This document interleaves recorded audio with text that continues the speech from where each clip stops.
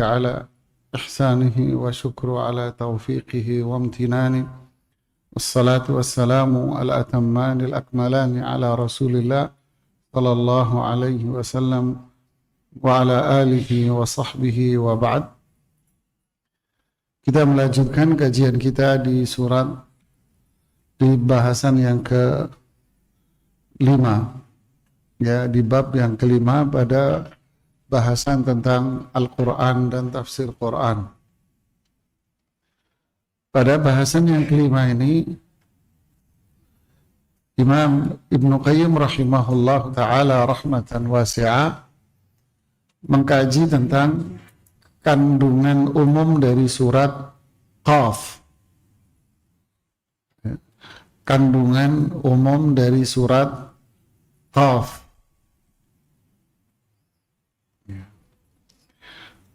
Surat ini diberi nama dengan surat Qaf sesuai dengan awal suratnya, Qaf. Dan semua para ulama tafsir mengatakan bahwa surat Qaf ini kategorinya adalah surat Makkiyah. Tahu surat Makkiyah itu apa? Surat yang diturunkan sebelum hijrah. Di surat yang diturunkan sebelum hijrah. Surat-surat yang diturunkan sebelum hijrah itu dikenal dengan beberapa ciri. Di antaranya yang pertama adalah suratnya pendek-pendek, yaitu surat Al-Mufassal namanya. Masya Allah, jazakallah khair, syukran. Ya, syukran. Dikenal dengan surat Al-Mufassal, itu surat pendek-pendek. Karena Al-Quran kan dibagi jadi 4 jemaah.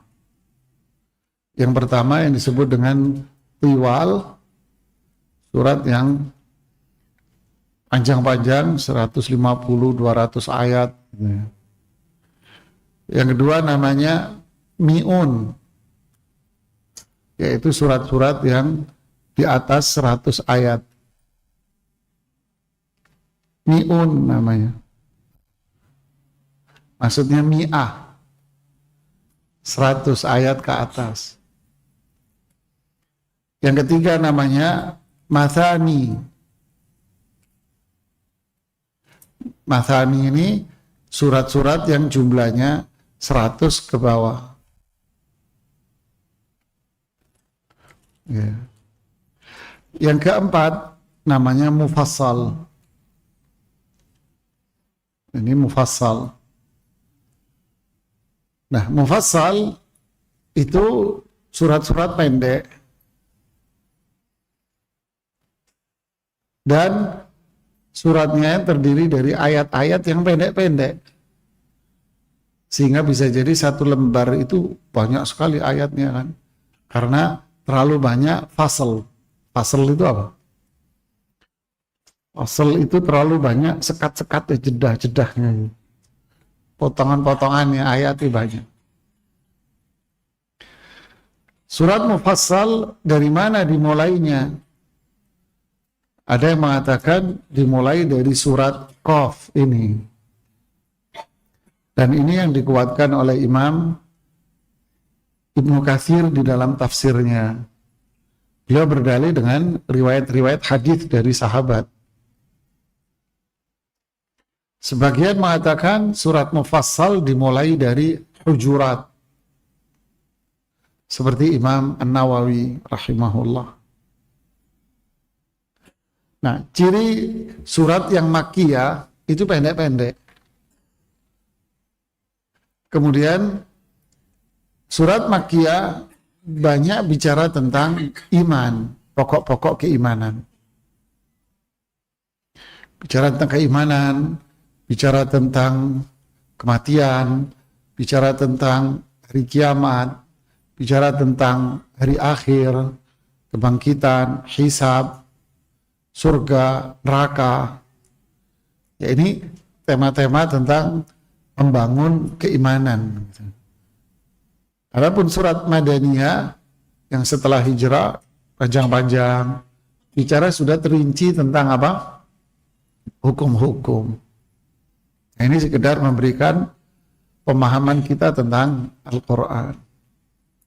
Jadi surat Qaf ini termasuk surat Makkiyah. Imam Ibnu Katsir mengatakan di dalam tafsirnya bahwa Rasulullah SAW kana yaqra'u bihadhihi surah fil majami' al-kibar. Beliau memberikan kesimpulan dari beberapa riwayat hadis yang sahih bahwa Rasulullah SAW sering membaca surat ini di masjid-masjid seperti hari Jumat, kal-idi wal Jum'ah, seperti hari Jumat sama Idul Adha, Idul Fitri. Jadi kalau Jumatan khutbahnya itu baca surat Qaf. Nah, kalau sekarang Jumatan baca surat Qaf, kapur yang Jumat. Ini ngaco nih khutbah nih gitu nanti. Masa khutbah Jumat baca surat doang gitu ya. Ada satu ustadz dulu tahun 2008 lah ingin mengamalkan sunnah ini. Khutbah Jumat baca surat Qaf. Langsung protes satu masjid. Jadi Rasulullah SAW membaca surat Qaf ini sering khutbah Jumat, khutbah Idul Adha, Idul Fitri. Kenapa? Kata Ibnu Katsir, listimaliha ala ibtida'il khalqi. Karena surat ini mengandung makna tentang penciptaan manusia. Wal ba'ats wan nusyur. Bicara tentang hari kebangkitan manusia dari kubur. Wal ma'ad wal qiyam. Dan tentang hari akhir, hisab, jannah, surga, neraka, pahala, dosa, motivasi, ancaman gitu. Jadi inilah kandungan dari surat Qaf, kata Imam Ibnu Katsir rahimahullahu ta'ala. Adapun beliau Imam Ibnu Qayyim rahimahullahu ta'ala di buku ini, beliau lebih memperinci tajam tentang kandungan dari surat Qaf, lebih detail lagi beliau. Kita lihat bagaimana penjelasan dari Imam Ibnu Qayyim rahimahullahu ta'ala. Tafadhal, barakallahu fiik, dibaca. Bismillah. Qala muallif rahimahumullahu ta'ala. 5. Kandungan umum surah Qaf. Di dalam surah ini sudah terhimpun dasar-dasar keimanan. Oleh karena itu, kita tidak membutuhkan lagi penjelasan para ahli kalam, kaum teolog, maupun para ahli logika, kaum rasionalis. Jadi kalau ingin belajar tentang iman atau yang umum dibahasakan oleh kaum mereka dengan bahasa ketuhanan, bicara tentang keimanan, tidak perlu kita belajar dari kaum rasionalis, liberalis, filsafat, atau bahasa lain ilmu kalam. Nggak butuh kita sama mereka. Jadi bahasanya sudah nggak butuh kepada mereka. Karena mereka mempelajari itu semua tentang keimanan, berpijak hanya pada apa? Logika, akal mereka. Makanya muncul tokoh-tokoh mereka, tokoh-tokoh filsafat. Hal yang lucu sebetulnya jemaah, mereka memaksa umat Islam untuk mempelajari teori mereka, teori-teori filsafat yang dibangun di atas pemikiran para tokoh-tokoh filosof mereka, yang notabene mereka adalah individu yang tergabung dalam sebuah komunitas, namanya komunitas para ahli filsafat. Dan mereka membangun pemikirannya murni dari akalnya dia sendiri yang jauh dari konsep wahyu. Memaksa umat Islam untuk kembali ke sana dengan dalih inilah yang rasio, inilah yang rasional, masuk akal dan sebagainya, dan mengecam atau meninggalkan mereka yang mempelajari wahyu. Ini lucu dan konyol. Kita disuruh untuk meninggalkan Al-Quran, Rasulullah Sallallahu Alaihi Wasallam, para sahabat, tapi kita disuruh untuk ngikutin para filosofi yang notabene ada orang kafir, para tokohnya, atau orang Islam yang tidak kembali kepada wahyu. Kok aneh? Ya. Suruh ninggalin firman Allah, suruh ninggalin Rasulullah SAW, para sahabat, tapi kita disuruh ngambil pemikiran mereka. Ini kan bahlul namanya jemaah. Karena aneh. Pakai logika apa? Atau bisa jadi mengambil ayat Al-Quran, tapi ayat Al-Quran ini difahami dengan logika pribadi, logika mereka, pandangan mereka. Loh, kalau saya suruh milih, kita orang Islam yang punya fitrah sehat, saya mengatakan fitrah yang sehat, nilai mana?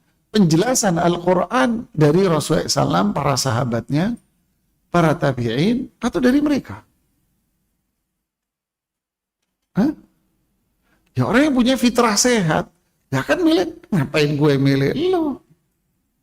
Ngapain saya milih kamu? Ya saya milih penjelasan Quran dari Rasulullah SAW dong. Dari sahabat, dari tabi'in. Cobalah jemaah. Ini tidak ada lain hanyalah ulahnya siapa? Ulah siapa? Setan.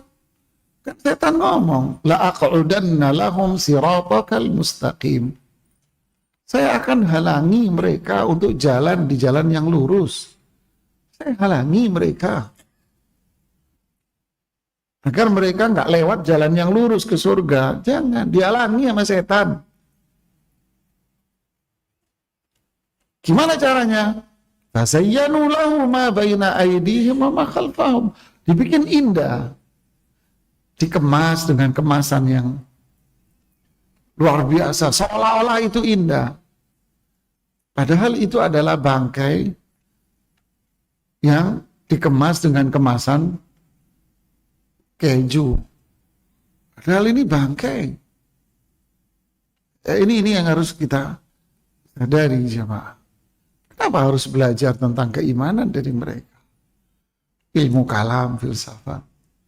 Ya, belajar dari Al-Quran, belajar dari hadis, para sahabat, para tabi'in, yang jelas-jelas mereka ini mendapatkan pernyataan khusus dari Allah dan Rasulullah SAW akan validitas mereka, ya, keabsahan mereka, kebenaran mereka. Ya, wallahu a'lam.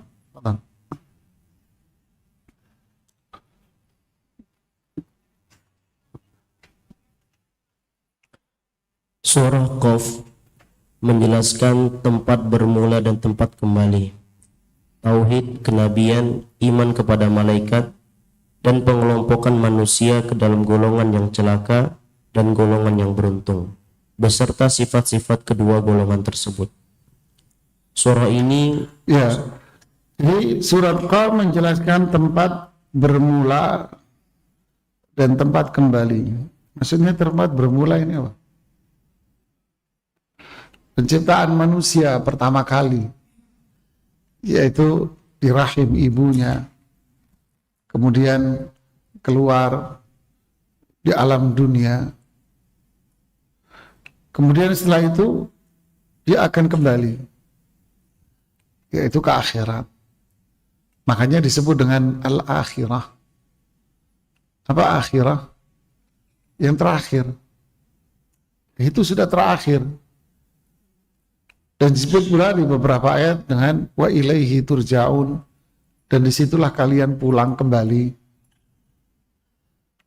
Berarti semua ini apa? perjalanan menuju rumah yang sebetulnya, tempat yang sebetulnya. Mulai dari start awalnya, yaitu penciptaannya, mulai dari start awalnya, ditiupnya roh dia, sampai dia keluar dari rahim ibunya, ini belum ada kewajiban.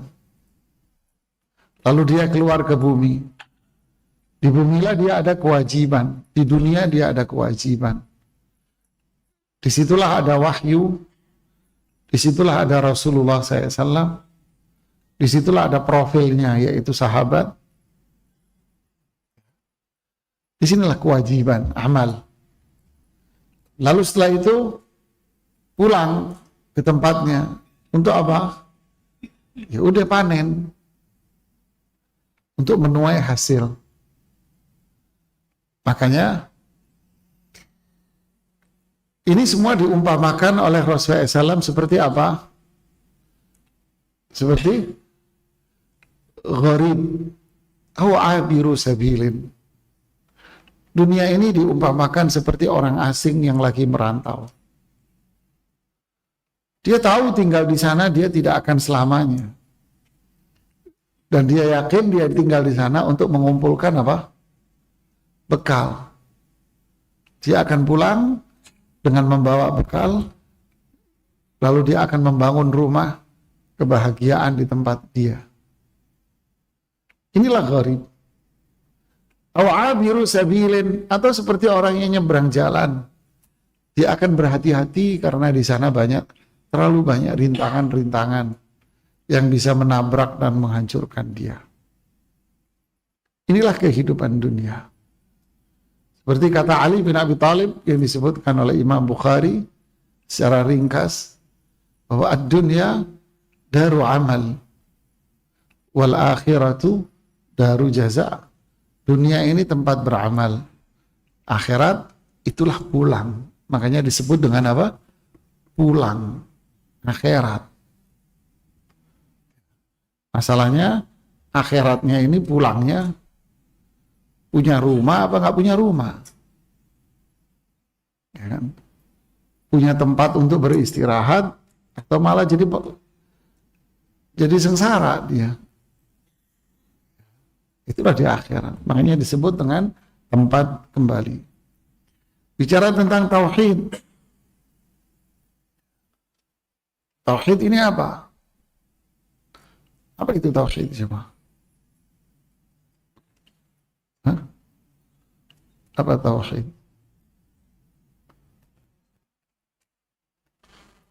Ya, nggak tahu. Apa tauhid? Tauhid itu menjadikan komponen-komponen ini menjadi satu. Wahada. Ya, seperti lidi, kita jadikan satu, jadilah namanya sabu. Tauhid. Menjadikan satu. Ja'lu syai'i wahidan. Menjadikan semua ini jadi satu. Maksudnya apa? Menjadikan semua yang ada pada diri kita. Semuanya kita jadikan satu. Yaitu apa? Lillah. Semua karena Allah. Untuk Allah. Semuanya.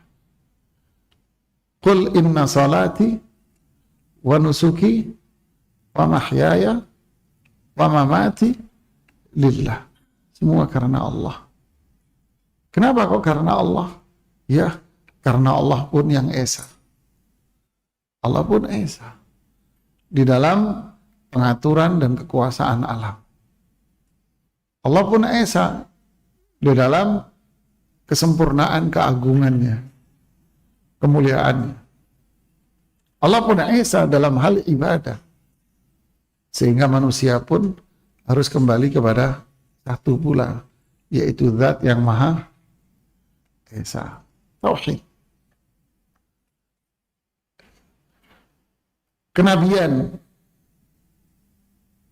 Nabi dan Rasul, iman kepada Nabi dan iman malaikat. Pengelompokan manusia ke dalam golongan yang celaka dan golongan yang beruntung, sifat-sifatnya. Artinya di akhirat nanti, bahkan di dunia pun, di akhirat manusia ini terbagi jadi dua, sa'id atau syaqi, manusia yang bahagia dan manusia yang syaqi, celaka, binasa. Di dunia pun Allah sudah kelompokin. Man amila salihan min dzakarin aw untha wa huwa mu'min falanuhyiyannahu hayatan thayyibah. Siapa yang beramal saleh, beriman, laki perempuan, saya kasih kehidupan dia hidup yang bahagia. Berarti ada yang hidupnya sengsara. Faman ittaba'a hudaya fala yadhillu wa la yashqa. Siapa yang mengikuti petunjukku, dia tidak akan sesat dan tidak akan sengsara. Berarti ada orang yang tersesat, ada orang-orang yang sengsara di dunia. Siratal ladzina an'amta alaihim, jalan orang-orang yang Engkau berikan nikmat. Berarti ada orang-orang yang maghdubun dhalun, ghairil maghdubi alaihim walad. Berarti ada yang mun'am alaihim dan ada yang maghdub alaihim dan ada yang dhalun. Ada yang kasih nikmat, ada yang dimurkai dan tersesat. Begitulah di dunia. Apalagi di akhirat. Di akhirat manusia terbagi jadi dua, syaqiyun au sa'id, sengsara atau bahagia. Nah, surat Qaf menjelaskan semua ini. Subhanallah. Lanjutkan. Surah ini juga menjelaskan perihal sifat-sifat kesempurnaan Allah dan kesuciannya. Selain itu, ia juga menerangkan tentang kewajiban untuk menyucikannya dari sifat-sifat cela dan cacat yang merupakan lawan dari sifat kesempurnaannya. Jadi di sini Ibnu Qayyim ingin menjelaskan bahwa surat Qaf ini bicara tentang apa? Tentang kesempurnaan Allah. Allah itu maha sempurna dalam segala halnya. Kenapa? Karena Allah memiliki nama-nama dan sifat-sifat yang sempurna, maha tinggi. Lalu menjelaskan pula kewajiban kita atas nama-nama yang sempurna itu. Apa kewajiban kita terhadap nama-nama dan sifat-sifat Allah? Mengimaninya, membenarkannya, meyakininya, sebagaimana yang Allah beritakan kepada kita di dalam Al-Quran dan sebagaimana yang disampaikan Rasulullah SAW di dalam hadis yang sahih, tanpa memalingkan maknanya, tanpa membuangnya, ya, tanpa menyamakannya dengan manusia, dan tanpa mempertanyakan bagaimana bentuknya. Tapi amirruha kama ja'at, pahami makna dalam bahasa Arab, bahasa Arabnya fahaman, tapi berlakukanlah sebagaimana yang Allah firmankan dan Rasulullah SAW sabdakan. Ini sikap kita. Sebagai contoh, saya kasih contoh ya. Contoh ini, saya kasih gambaran tulisan dia. Allah mengabarkan kepada kita bahwa Allah punya nama apa? As-Sami'. Ya kan? Ini apa ini? Nama. Ya kan? Ini nama. Nama Allah. Nama Allah ini memiliki sifat. Ya. Artinya apa? Setiap nama memiliki setiap nama ada apa? Ada sifatnya. As-Sami', terjemahnya apa? Terjemahnya mendengar. Ini nama lo ya. Berarti sifatnya apa? Sifatnya as-sam'u. Ya kan? Ini apa berarti? Sifat. Berarti Allah punya sifat apa? Mendengar. Paham? Berarti hasilnya dari ini apa? Hasil dari ini semua adalah hukumnya. Kan? Hukumnya apa? Melahirkan kesimpulan bahwa tidak ada satu suara atau bunyi pasti apa? Allah mendengar. Paham? Oke? Lalu apa kewajiban kita? Kewajiban kita adalah imani ini. Imani. Caranya gimana? Imani seperti firman ini. Seperti firman Allah ini. Seperti ini sudah. Oke? Lalu apa kewajiban kita? Nah, inilah kewajiban kita di sini. Oke? Ini kewajiban. Apa kewajiban kita? Kalau kita beriman bahwa Allah punya nama Sami', berarti sifatnya mendengar. Berarti hasilnya ini. Ya kan? Lalu kita iman, percaya. Berarti kewajiban kita apa? Apa? Jaga mulut. Paham jemaah? Paham tidak? Maksudnya jaga mulut tahu kan? Apa? Hati-hati ngomongnya, Mas. Hati-hati kalau ngomong. Kenapa? Karena inilah cara memahami nama-nama Allah. Makanya disebut dengan Asmaul Husna. Itu apa? Sempurna kebaikannya. Kenapa sempurna kebaikannya? Kenapa sempurna? Di sini kan menjelaskan perihal sifat-sifat sempurna Allah. Karena setiap nama mengandung sifat sempurna. Berarti nama Allah itu, sifat Allah itu tinggi. Maksudnya tinggi itu apa? Nah, tidak ada yang sama. Paham? Nah, beginilah caranya pada semua nama. Contoh lain apa? Al-Basir. Ya kan? Berarti taruh di sini Al-Basir. Berarti Al-Basir ini apa? Nama Allah. Ya kan? Berarti sifatnya apa?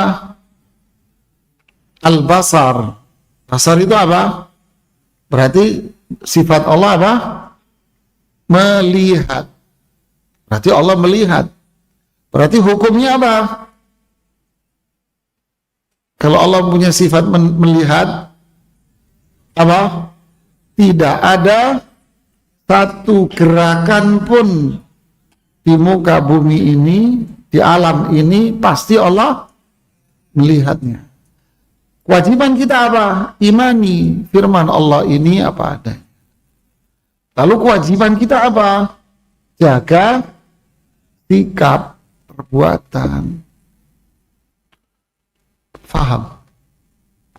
Jadi kalau tak kasih tugas kamu, uraikan Asmaul Husna dengan uraian ini. Bisa? Bisa, gampang. Bikin kayak begini. PR. Ini. Nanti dikasih hadiah sama Pak anggota Dewan. Ketawa dia. Begitulah seterusnya. Ar-Razzaq. Berarti apa? Nama. Gitu kan? Berarti sifatnya apa? Pemberi rezeki. Berarti hukumnya apa? Tidak ada satu makhluk pun yang ada di alam ini pasti dikasih rezeki. Lalu apa kita imani nama ini, sifat ini seperti ini? Allah ngasih rezeki memang. Lalu kewajiban kita apa? Mintalah rezeki kepada Allah.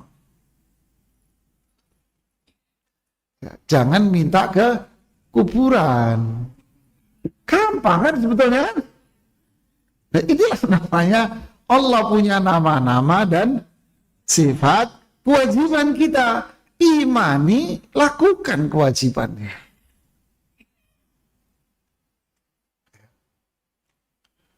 Saya punya buat anak-anak 9 jilid atau 10 jilid. Nama, terjemahnya, maknanya, cerita.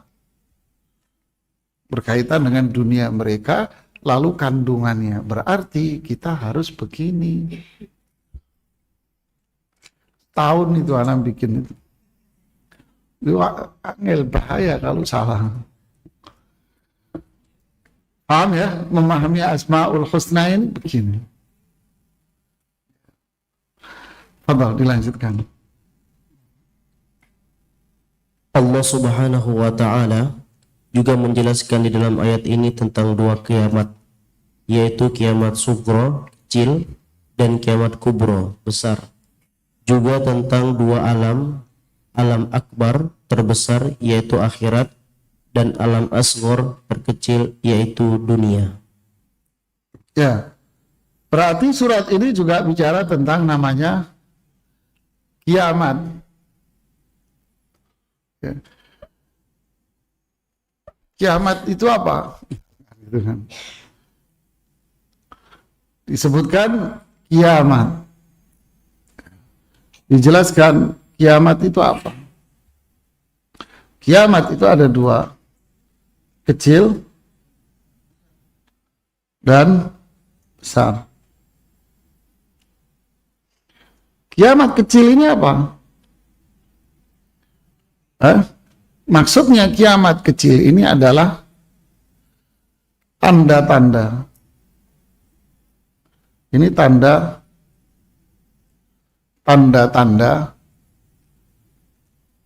apa? Tanda-tanda kedekatan kiamat. Tanda-tanda kedekatannya. Apa itu tanda-tanda kedekatannya?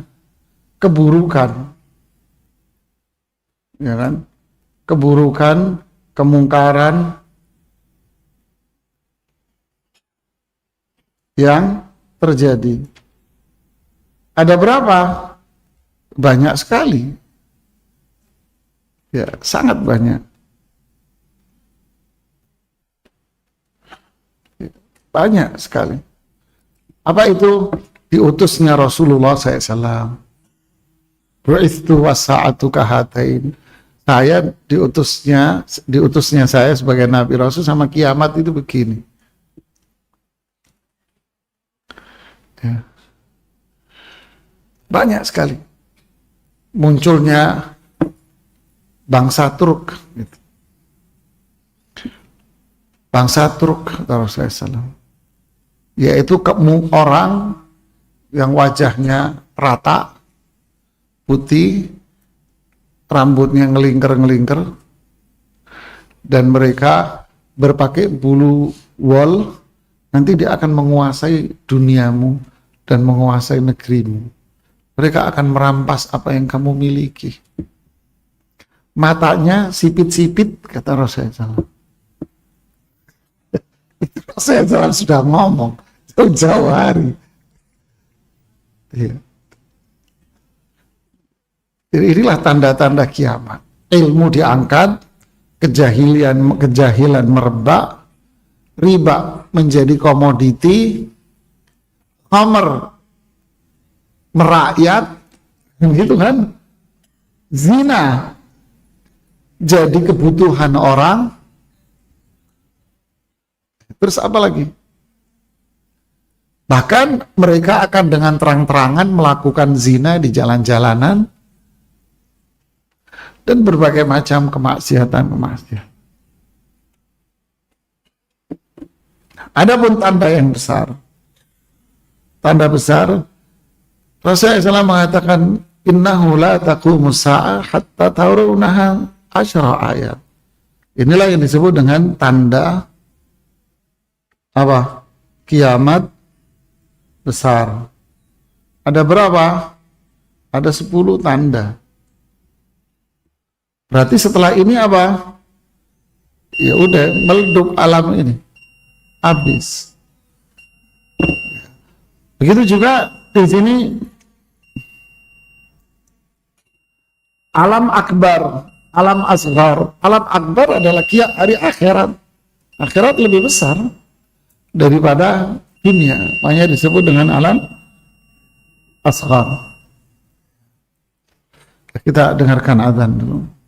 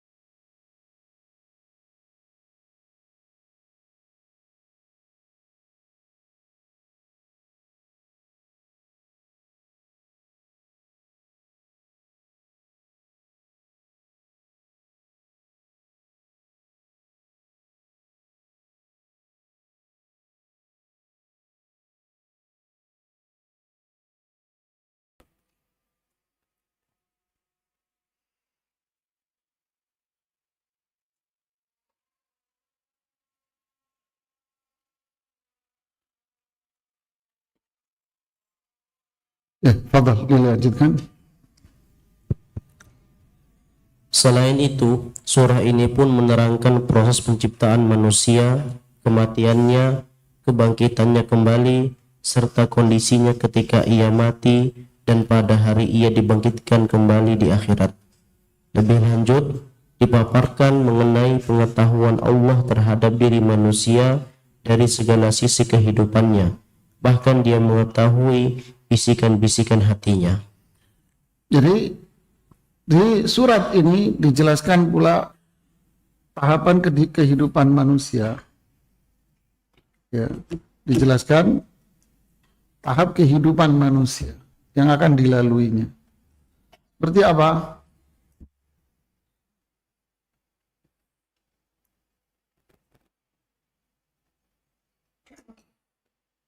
Ya. Yang pertama, tahap penciptaan.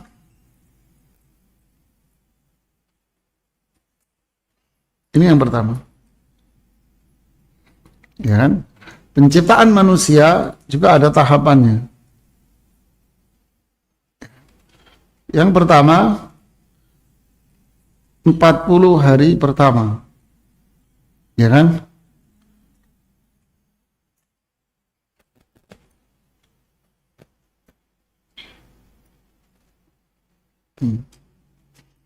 Ini yang pertama adalah berapa? 40 hari. Ini berupa nutfah.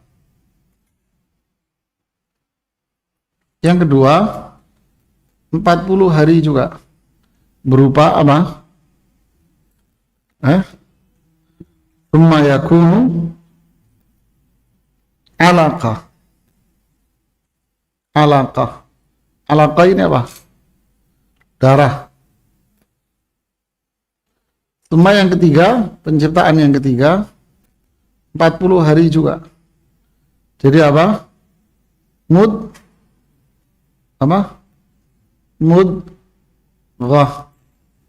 Mudghah ini apa? Daging.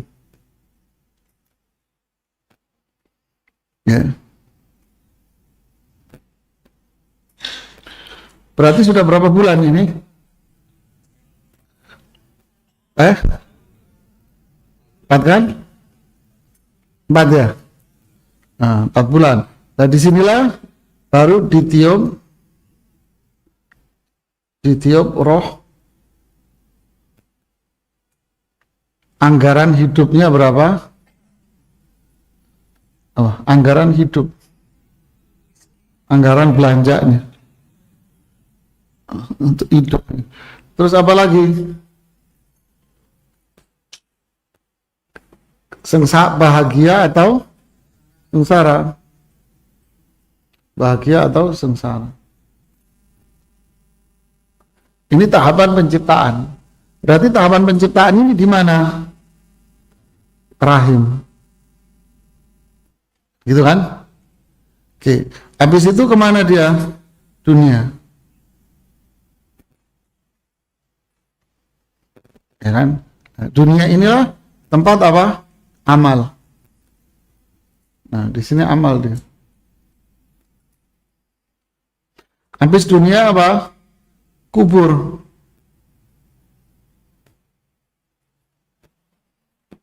Kubur ini apa? Tempat apa? Ruang tunggu.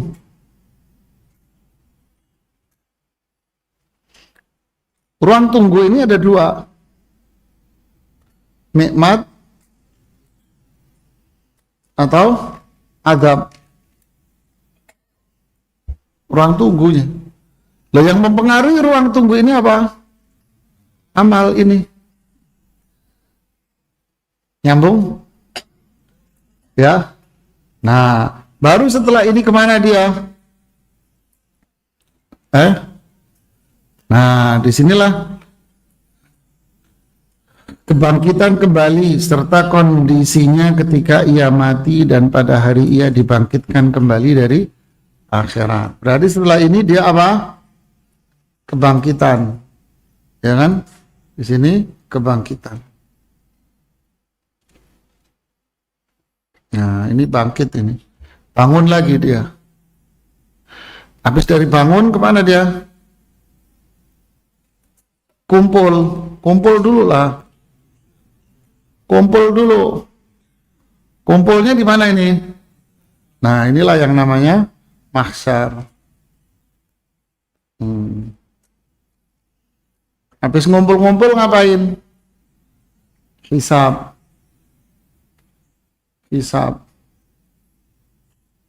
Ya. Habis hisab apa?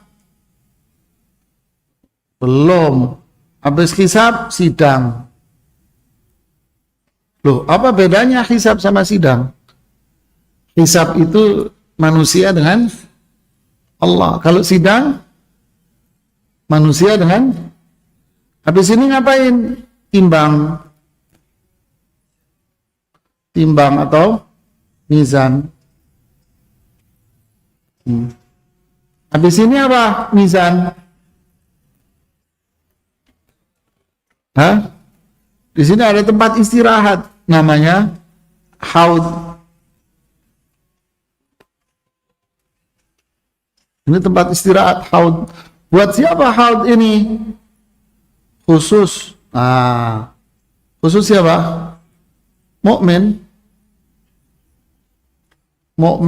Mukminah. Ya kan? Yang menjalankan sunnah. Habis haud kemana? Jembatan. Ya kan? Sirat. Jembatan. Habis jembatan kemana? Apa? Terus jembatan ke? Jembatan kecil.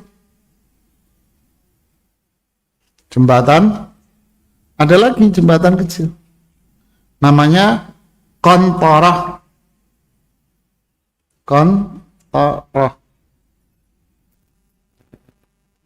Ada lagi.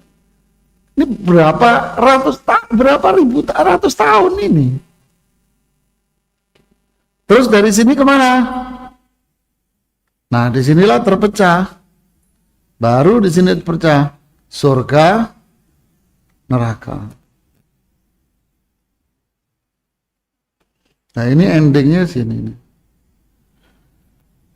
Jauh ya. Nah, saya balik biar tahu. Tuh, Masya Allah.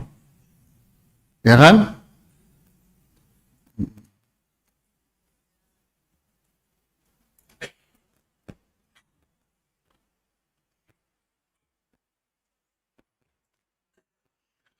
Oke, penciptaan manusia, nih tak ganti warna biru. Tuh, penciptaan dunia, terus apa? Kuburan, bangkit, ba'ats, terus apa? Kumpul-kumpul di mahsyar, terus apa? Hisab, terus timbangan, terus haud. Lah kalau yang bukan beriman kemana? Tahu kemana dia? Nah, disinilah haud inilah bersama Rasulullah SAW. Semoga Allah kita dikumpulin sama Rasulullah SAW. Habis jembatan gede ini, bawanya apa ini jembatan gede ini? Neraka. Lah ini cuman kontara jembatan kecil untuk apa? Dibersihkan hati kita dari sifat-sifat iri sama orang. Nah, setelah itu baru ini yang terakhir. Ya Allah. Jauh ya. Dia di mana ya? Masih di sini nih. Ya.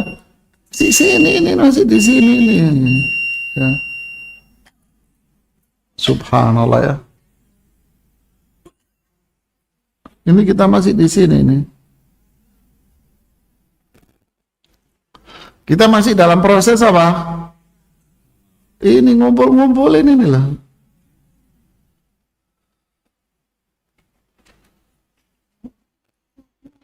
Jadi kita ngumpulin amal untuk apa? Ya. Kata Rasulullah SAW kepada Abu Dzar apa? tazawwad, berbekallah. Inna safara ba'id. Ini safarmu itu jauh loh. Ini safarnya nih. Ini jauh banget ini safarnya ini. Berbekal. Amal. Tapi di sini ini, waktu di dunia ini terlalu banyak apanya ini? Godaannya banyak. Sehingga bikin orang lupa. Inilah akhirat.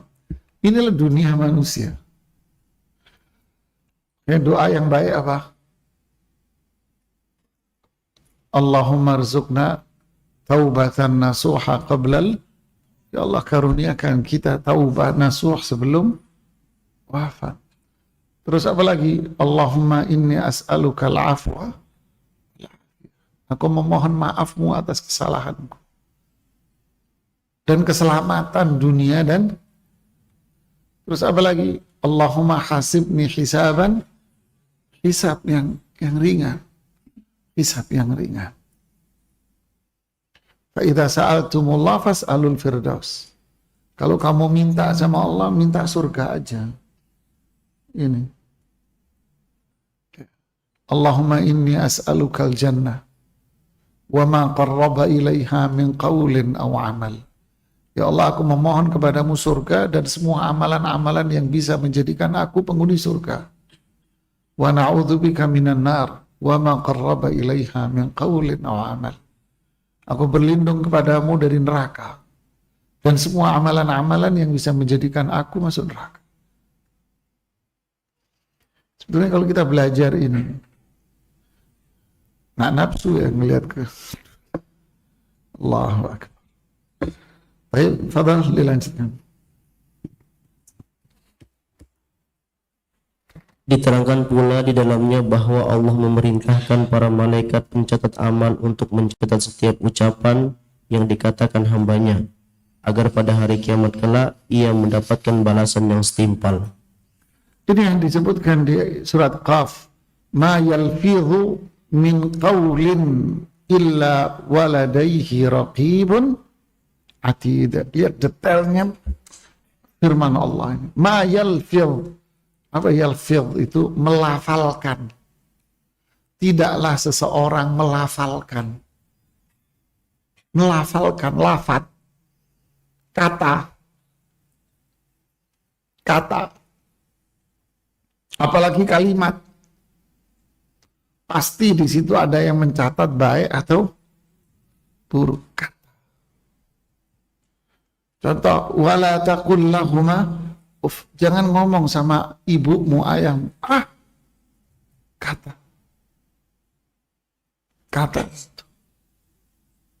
Wailul likulli humazatin lumazah. Apa itu humazah, lumazah? Para ahli tafsir mengatakan itu kata yang bersifat merendahkan orang. Atau gerak tangan yang merendahkan orang. Atau kerutan dahi yang merendahkan orang. Atau muka yang berpaling ketika ada orang ngomong. Yang tujuan dia adalah merendahkan. Ada orang ngomong, Anda berkecek gitu. Itu ada yang nyatet. Atau nggak pakai ngomong, tangannya doang dia. Atau mukanya berkerut. Atau dia berpaling. Itu ada yang nyatet semua. Ada yang nyatet. Kayak Rasulullah SAW mengatakan, halaka atsartsarun. Orang yang banyak ngomong ini binasa. Banyakan ngomong.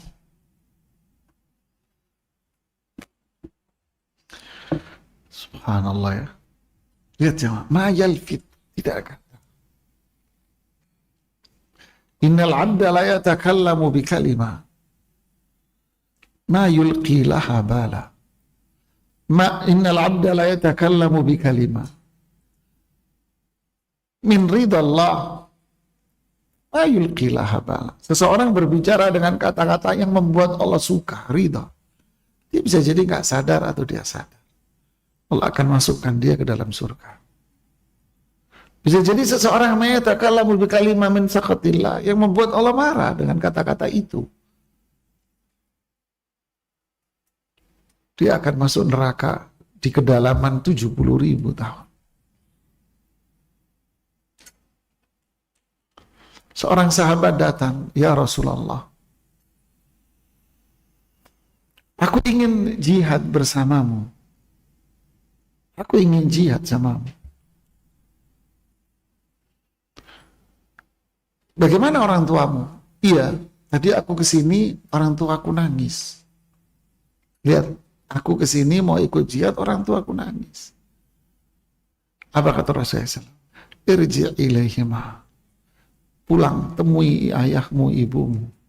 Bikin keduanya tertawa. Sebagaimana kamu membuatnya dia menangis.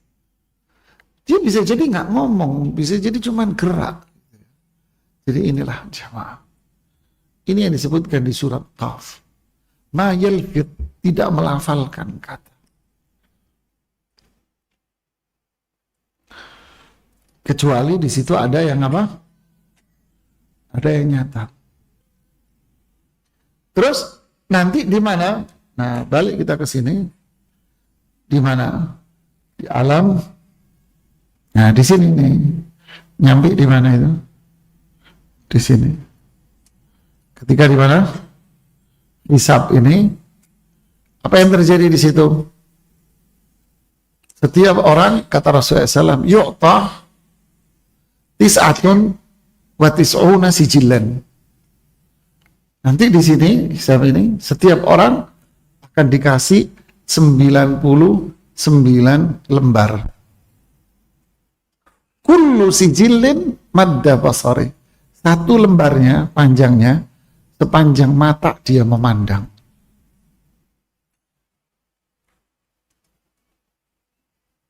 Ini. Apa isinya? Semua yang dia ucapkan, semua yang dia perbuat, dicatat seperti itu. Dilaporin. Di situ sudah. Hanya orang kafir bilang apa? Mali hadzal kitab la yughadiru saghiratan wala kabiratan illa. Di surat Al-Kahfi. Ini lembaran apa ini? Kecil, gede, semua dicatat. Nas'alullah al-afwa wal-afiyah. Oke, fadal selanjutnya. Pada hari itulah setiap orang akan diiring oleh malaikat pengiring untuk menghadap Allah bersama malaikat yang bertugas sebagai saksi. Setelah menghadapkan manusia kepada Robnya, malaikat pengiring pun berkata sebagaimana disebutkan dalam surat ini, hadza ma ladayya atid. Inilah catatan perbuatan yang ada padaku. Quran surah Qaf ayat 23. Seolah-olah malaikat tersebut hendak berkata, inilah orang yang engkau perintahkan aku untuk mengantarkannya, dan kini ia telah kuhadapkan padamu. Allahu Akbar. Berarti dari mana ini? Dari bangkit dari kubur tadi, ya kan, ke mahsyar. Di mahsyar kemana? Ke hisab. Ya kan, dari sini tadi itu.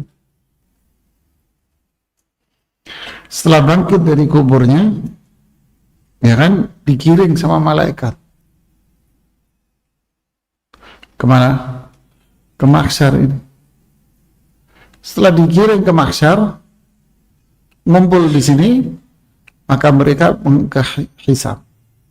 Hisab inilah dikirim ke situ. Diantar oleh malaikat menghadap Allah. Satu-satu. Satu-satu. Ma min ahadin illa sayukallimuhu rabb.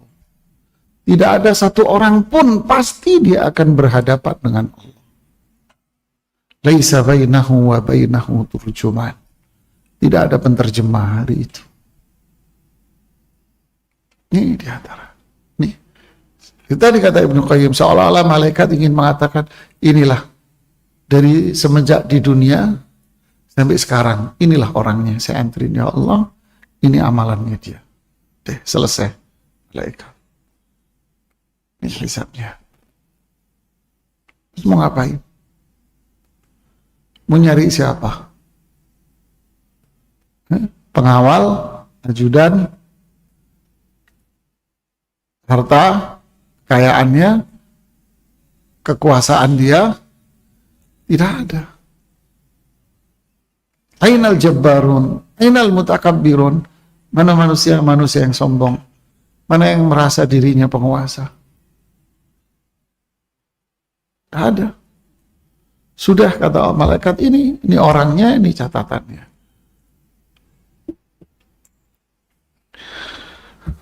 Terus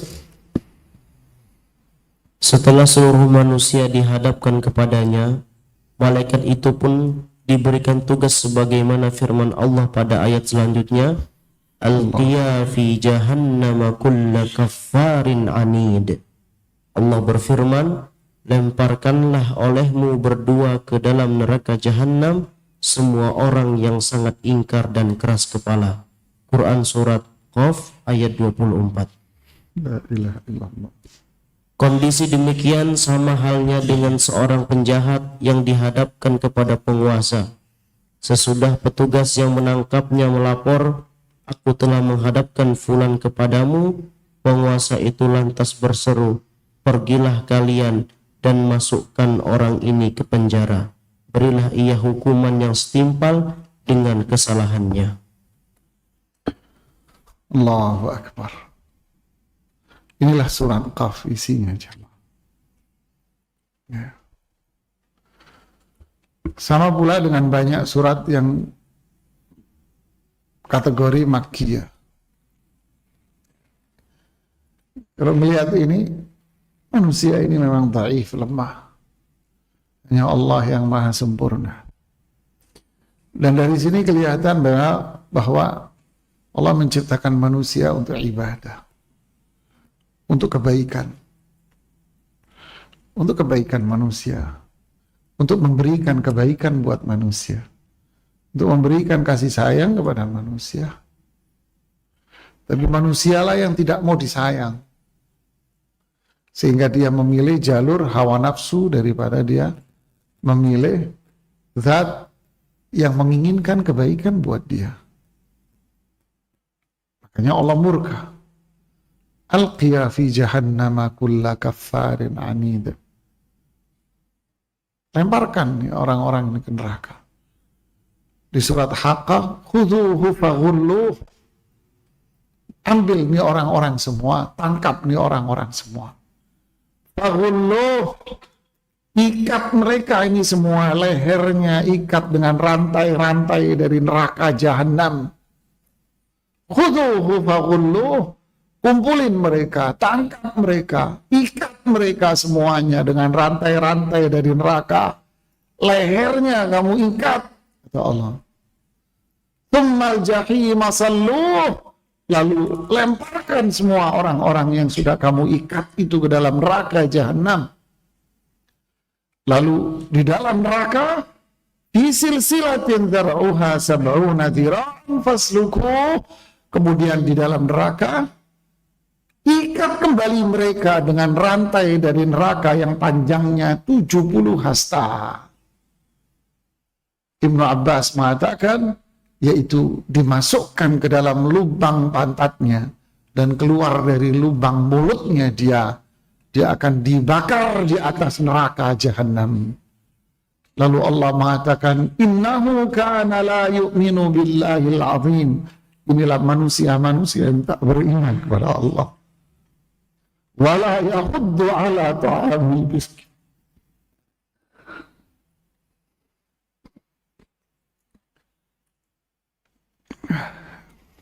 Inilah manusia yang tidak beriman, kata Allah. Manusia yang tidak mau bersedekah, enggak mau. Falaisa lahu al-yawma hahuna hamim. Di sini dia tidak akan punya teman yang mampu menolong dia lagi. Inilah jemaah. Inilah murkanya Allah sama mereka. Inilah kehidupan akhirat. Makanya ayat-ayat ini sering dibaca sama Rasulullah SAW. Diingatkan manusia. Para ulama mengatakan, kenapa Allah menceritakan semua ini kepada kita? Kenapa jemaah? Jawabannya kata para ulama, karena Allah sayang sama kita. Allah sayang sama kita. Jangan termasuk kita di sini.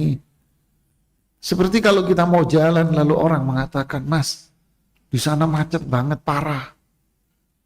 Mas, di sana kebanjiran, jalannya banjir. Artinya apa? Dia sayang sama kita. Dia sayang. Kesian kamu Mas kalau lewat sono bermacet-macetan berjam-jam. Itulah Allah kasih tahu kita. Allah sayang sama kita, sayang. Makanya rahmati wasi'at kulla syai'. Rahmatku jauh lebih luas daripada amarahku, kata Allah. Kalau Allah marah, nggak diceritain ini jemaah. Dibiarin aja manusia. Zalim-zalim semua. Subhanallah. Nas'alullah al-afwa wal-afiyah. Ya. Makanya Abbas bin Abdul Muttalib ketika datang kepada Rasulullah SAW mengatakan, Ya Rasulullah, ajari aku doa. Salullah al-afwa wal-afiyah. Minta kamu kepada Allah maafnya dan selamat dunia akhirat. Berapa hari kemudian datang lagi, doa apa yang baik wahai Rasul? Salullah al-afwa wal-afiyah. Minta maaf ya Allah. Minta keselamatan dunia dan akhirat. Ya. Nas'alullah al-afwa wal-afiyah. Ya, ini bisa saya sampaikan. Semoga Allah mengampuni dosa kita semuanya dan mengumpulkan kita kelak di surga Allah Subhanahu wa ta'ala. Ya, fadal, barangkali ada yang mau bertanya, silakan.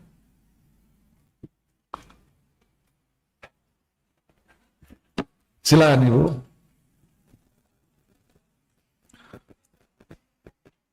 Sebentar Bu, pakai mic dulu.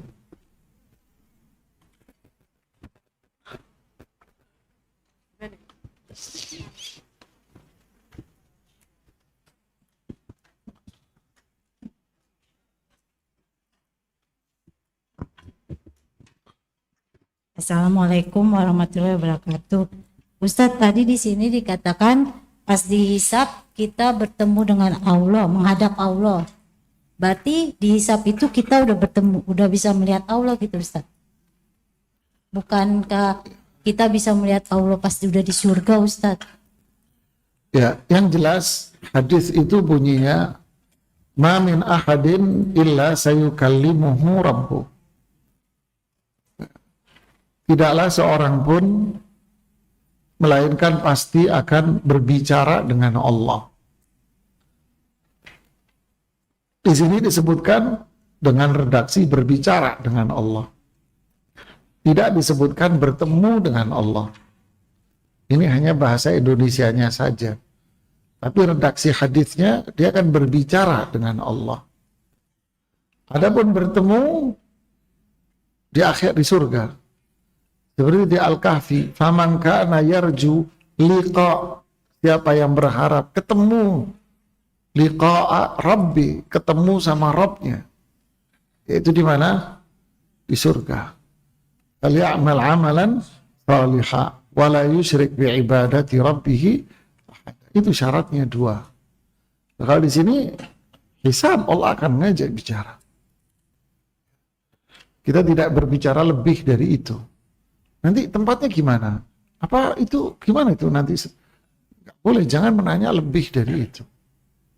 Ya, itu yang tidak boleh. Bagaimana itu nggak boleh. Ada lagi? Ya, silakan.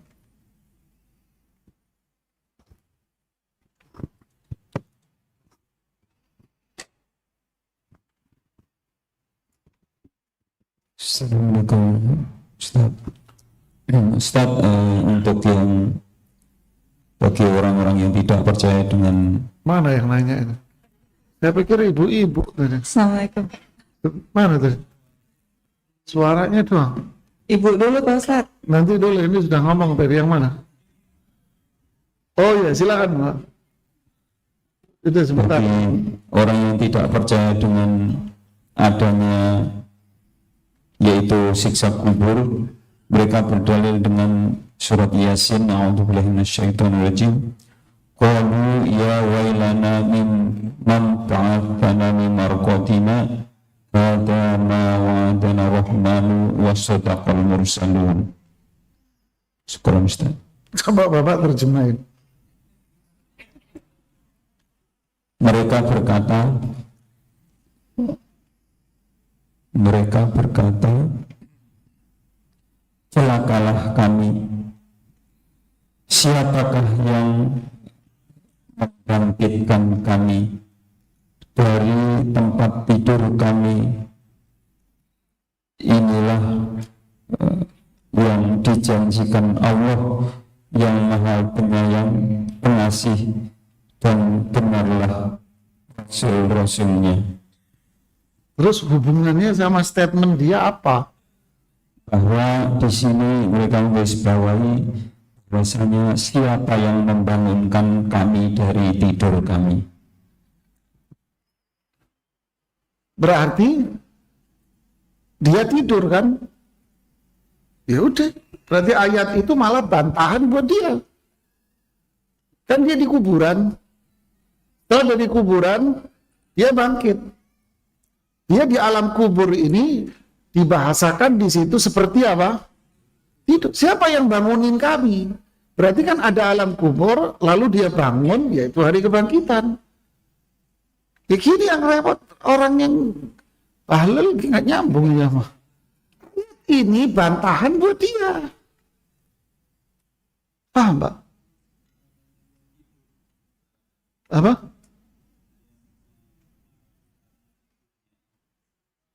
Ya, tidur itu apa Pak? Tidur itu apa? Ayo, tidur itu apa Pak? Anda tidur, berarti Anda apa? Mati. Kenapa di sini loh? Tidur itu apa? Tanya ke dia, tidur itu apa? Tidur, mati. Ngapain tuh siapa lu kalau begitu? Terus ente di sini ngapain? Mau Anda setiap hari tidur? Kenapa ente di sini? Paham nggak Pak? Emang setan yang ngomong angel Pak. Paham nggak Pak? Tidur dimanain mati. Lah ente setiap hari tidur. Mati dong. Terus yang di depan anak siapa? Setan. Emang nggak percaya sama alam kubur jadi setan. Ini jawaban kasar lo ya. Ya karena mereka nggak beriman kok. Mutar balikkan. Aneh Pak. Tidur apa tidur itu? Mati Pak tidur. Ya udah sekelar Pak jawabannya Pak. Saya pernah juga dibantah oleh seseorang. Ustadz, katanya alam kubur itu ada siksa, ada nikmat. Kan tidak logis, kata dia. Masa reward punishment itu diberikan sebelum ujian? Pakai logika dunia. Sama kayak ini orang-orang gini. Kan azab, nikmat ini kan reward punishment, ya kan? Kan harusnya diberi setelah apa? Setelah ujian, evaluasi, baru ada itu kan? Kan nggak masuk akal. Oh, nggak masuk akal Pak ya? Iya. Oh, Bapak naik pesawat, saya bilang. Iya Ustaz. Kenapa Pak? Orang naik pesawat berdua. Yang satu, oh Pak, Bapak mau boarding di sini. Yang satu, oh yang boarding yang satunya di sini. Yang di sini ngantri kayak ular. Yang sini nggak ngantri cepet. Setelah yang cepet, mohon maaf Pak, ruangan Bapak di sana. Setelah masuk ruangan, Anda di servis luar biasa. Makan ini nggak bayar. Bahkan ada di salah satu bandara di Indonesia, lupa saya di mana itu, ya, sama waktu itu, ada plus pijetnya itu di mana itu, ada dipijetin itu plus itu, silahkan Pak di situ. Tapi kenapa yang ngantri ini di mana? Lurus belok kiri Anda, nongkronglah di situ. Loh, kenapa kok Anda dibedain? Saya tanya, kenapa Pak? Naik kereta juga begitu. Yang satu di samping toilet, yang satu kenapa nunggunya di ruang istimewa? Karena Anda belum naik pesawat. Saya bilang, Anda beli tiket ekonomi, yang ini beli tiket bisnis kelas. Anda beli tiket ekonomi bisnis ini di mana? Beli tiket kereta, beli tiket pesawat bisnis sama ekonomi. Kenapa kok Anda belum naik pesawat sudah dibedakan? Jawab Pak, saya bilang. Cukup Pak Ustadz, gak bisa ngejawab. Ini setan Pak, digodain kamu. Paham gak maksud saya? Ini bisnis, ya belum naik kereta pesawat, Anda sudah diservis. Harusnya diservisnya di mana? Kenapa kok di sini Anda diservis? Harusnya sama. Kenapa Anda dibedain? Ada lagi yang VVIP. Ada. Apa itu? Dari rumah, berhenti, di tempat semua orang berhenti, nanti ada dijemput mobil khusus lagi. Kalau yang bukan pejabat. Ada mobil khusus jemput Anda. Mobil khusus ini Anda masuk, Anda langsung masuk di bawah pintu pesawat. Di tangganya pesawat. Ini Ustaz mau telepon saya. Matur nuwun, saya bilang. Kok bisa? Ada orang kelas VIP, ada kelas VIP, ada kelas ekonomi. Ini dunia. Kan belum naik pesawat. Mas, inilah Pak. Ya. Ini ruang tunggu. Ruang tunggunya sesuai dengan apa? Tiket Anda. Amal, Pak, amal, Pak. Mau masuk pakai tiket apa kamu? Ekonomi. Ngantri lama, Pak. Yang VIP cepat, VVIP. Wah, nerobos. Masuk, Pak. Ini nunggu, Pak. Di situ Anda nunggu. Disebut dengan apa? Istirahat. Istirahat apa? Yang enak, nyaman, tidur. Nanti kamu dibangunin. Deh, pulang. Balik. Yuk, pesawatnya mau jalan. Ya, paham? Ya. Hati-hati pemikiran orang-orang yang seperti ini. Makanya jangan baca buku orang-orang kayak gini. Jangan duduk di majelis taklimnya. Bid'ahnya mereka, bid'ahnya dia itu lebih berbahaya daripada virus, penyakit. Jangan duduk di majelis taklimnya, Pak. Jangan baca bukunya dia. Buang orang kayak gini. Doain aja. Semoga Allah memberikan apa? Hidayah.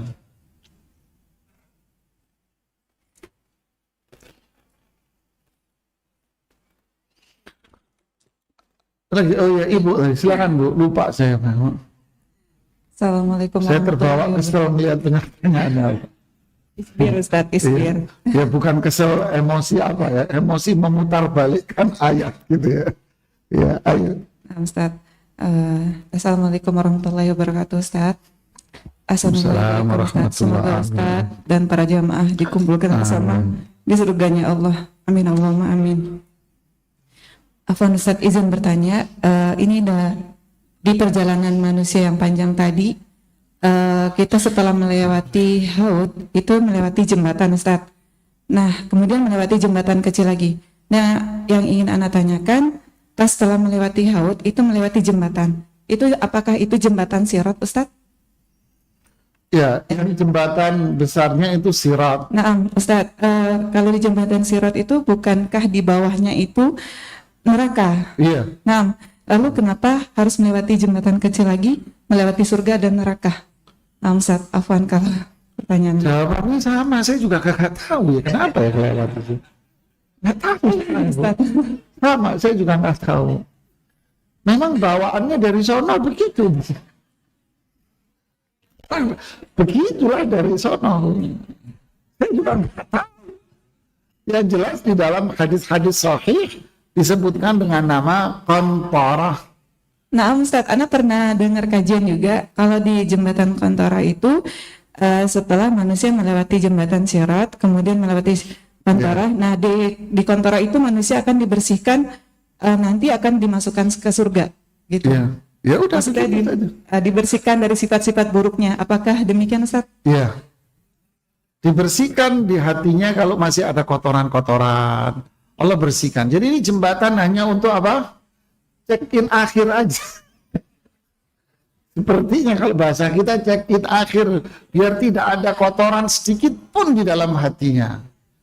Bersih hatinya. Makanya itu pentingnya kita memperhatikan masalah apa? Hati. Bersih-bersih hatinya. Sampai yang kecil apapun dibersihkan.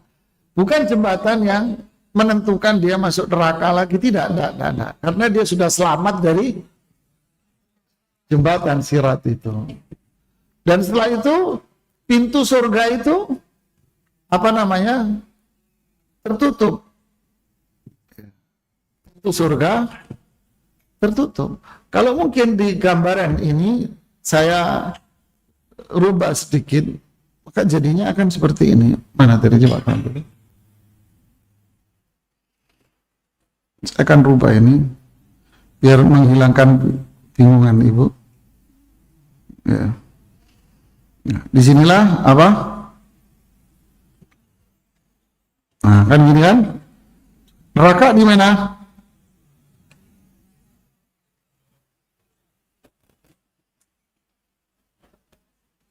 Nah, disinilah neraka. Dari mana? Dari mana munculnya? Dari sini, ya kan? Nah, ini neraka, ya kan? Karena orang di sini kalau nggak bisa lewat berarti apa? Kecemplung, ya, kecemplung. Wallahu a'lam. Makanya ketika di Qantarah mereka mau masuk surga, pintu surga ketutup. Tidak bisa masuk. Terus Rasulullah SAW lah yang ngetok pintunya. Penjaga pintu surga mengatakan, siapa? Muhammad, bika umirtu. Saya disuruh oleh Allah untuk tidak membuka surga pintu ini kecuali kamu yang ngetok. Makanya syafaat Rasulullah SAW kepada penghuni surga agar mereka bisa masuk surga. Ini syafaat Rasulullah SAW. Agar penghuni surga bisa masuk surga. Dibukain pintu, yang pertama masuk Rasulullah SAW, tentu keluarganya, dan umatnya yang pertama kali masuk siapa? Abu Bakar. Baru yang lainnya masuk surga. Sampai kisah laki-laki terakhir yang masuk surga. Dalam hadis yang panjang itu. Allahumma ja'alna min ahlil jannah. Ada pertanyaan di luar tema di sini. Mohon petunjuk Ustadz, puasa Senin Kamis diamalkan atau puasa tengah bulan. Ya terserah Bapak. Terserah Ibu. Anda enaknya yang mana? Mau puasa Senin Kamis, ya ini mulia. Mau 3 hari setiap bulan, ya ini mulia. Semuanya baik. Ya. Mau dua-duanya, boleh. Tapi yang paling baik apa? Yang paling baik adalah khairul a'mali adwamuha wa inqal. Baik-baik amalan itu yang konsisten, rutin, walaupun sedikit. yang rutin. Tapi sedikit, nah ini lebih bagus daripada kakak semuanya. Wallahu alam shawab. Ini yang bisa saya, ya silakan Mas, terakhir. Kesian udah angkat tangan. Ini yang terakhir ya. Assalamualaikum warahmatullahi wabarakatuh. Izin bertanya Pak Ustadz. Itu tadi diterangkan sangat panjang perjalanan hidup manusia itu dari lahir, sebelum lahir terus ke dunia. Yang jadi titik saya lihat itu dari kubur terus kebangkitan, mati dikubur terus dibangkitkan di padang mahsyar, terus hisab, terus disidang, terus ke mijan timbangan, kemudian ke haul, kemudian ke jembatan Shiratal Mustaqim, dan kemudian jembatan kecil mau masuk surga yang di neraka jembatan Shiratal Mustaqim. Terus yang tadi Bu Ustaz dijelaskan yang pertama yang tidak akan terbuka surga itu kecuali oleh Rasulullah, dan kemudian yang masuk surga pertama Rasulullah dan keluarganya, kemudian Abu Bakar, kemudian umat yang lain, dan terakhir orang. Nah ini perjalanan yang sangat panjang ini kan gaib ya. Kita ini masih di dunia, itu semua tidak, itu semua masih gaib begitu. Tapi itu cerita sangat panjang sekali, dan tapi jelas itu berdalil gitu, dari Quran dan hadis. Ini yang pertanyaannya adalah bagaimana kalau untuk orang yang ragu terhadap ini, apakah itu telah membuat dia kafir atau bagaimana? Mohon penjelasannya Pak Ustadz. Terima kasih sebelumnya. Jawabannya Mas, mana tadi, coba tampilin lagi.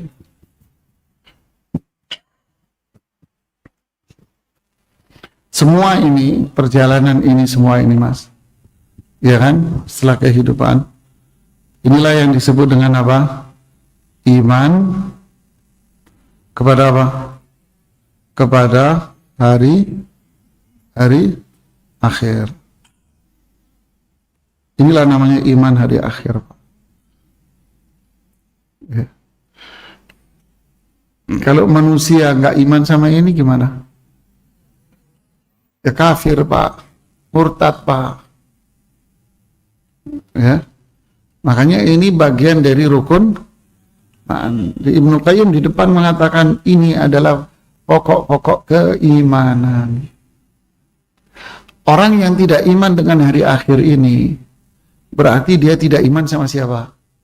Sama Allah, nggak iman. Karena yang menceritakan ini siapa? Berarti nggak iman sama Quran.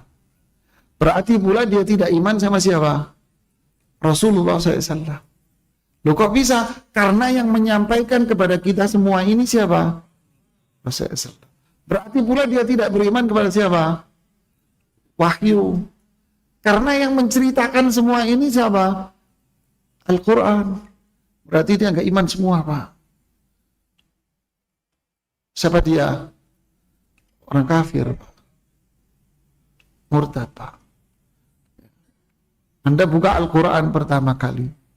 Buka pertama kali lembar pertama sudah. Dzalikal kitabu la raiba fihi hudan lil muttaqin alladzina yu'minuna bil ghaib. Allah. Inilah Al-Quran. Tidak ada keraguan di dalamnya. Inilah Quran. Tidak ada keraguan di dalamnya. Terus kalau yakin percaya dengan semua ini, dan akan jadi petunjuk, dan dialah orang bertakwa. Apa cirinya? Yu'minuna bil ghaib. Ciri yang pertama. Ciri kedua, ketiga, keempat, kelima, wabil akhirati hum yuqinun. Dimulai dengan yang gaib dan percaya dengan hari akhir. Coba lihat. Alladzina yu'minuna bil ghaib. Yang terakhir apa? Wabil akhirati hum yuqinun. Dia beriman dengan yang gaib dan yakin dengan yang akhirat. Ini bertakwa. Kalau enggak ini, sawaun alaihim a'andzartahum am lam tunzirhum fahum kafir. Faham? Fahum la yu'minun. kafir. Kalau udah seperti itu, khatamallahu ala qulubihim wa ala sam'ihim. Kunci Pak hati sama telinga. Wa ala absarihim ghishawah. Lalu matanya Allah kasih penutup. Hatinya dikunci, bego. Kupingnya ditutup, butek. Matanya ditutup, buta. Paham, Mbak? Tegas kan? Tegas kalau bahasa Jawa Timuran gini enak, Mbak. Mantap. Ya kan? Hatinya dikunci jadi apa? Bodoh. Makanya Allah bilang apa di bahasan yang lalu? Inna fi dzalika la dzikra. Semua Al-Quran ini pelajaran. Buat siapa? Liman kana lahu qalbun. Ketika hatinya hidup dibuka. Au alqa sam'a. Kupingnya dipasang. Wahwa syahid, matanya dibuka. Baru dia ngambil pelajaran dari Quran. Kalau enggak, hatinya dikunci, bego, bahlul. Kupingnya ditutup, putek. Makanya seneng dengerin musik. Matanya buta, Pak. Lahum qulubun la yaqiluna biha. Punya hati tapi nggak bisa dipakai untuk mikir. Namanya apa? Bego, bahlul. Bener, Pak. Walahum adanun la yasma'una biha. Punya telinga nggak bisa dipakai denger. Namanya apa? Budak. Walahum a'yunun la yubsiruna biha. Mereka punya mata tapi tak bisa dipakai untuk apa? Melihat. Namanya apa? Binatang. Ulaika kal an'am bal hum adall. Ini manusia binatang dan lebih sadis dari binatang. Ini bukan saya, Pak. Ini Al-Quran semua, Pak. Ya. Subhanallah. Apa satu ayat lagi? Lupa saya. Paham, Pak, sampai sini? Alhamdulillah. Ini yang bisa saya sampaikan, semoga bermanfaat buat saya pribadi, menambah keimanan saya dan kita semua. Mohon maaf jika ada kata-kata saya yang kurang berkenan di hati. Subhanakallahumma bihamdik, asyhadu an la ilaha illa anta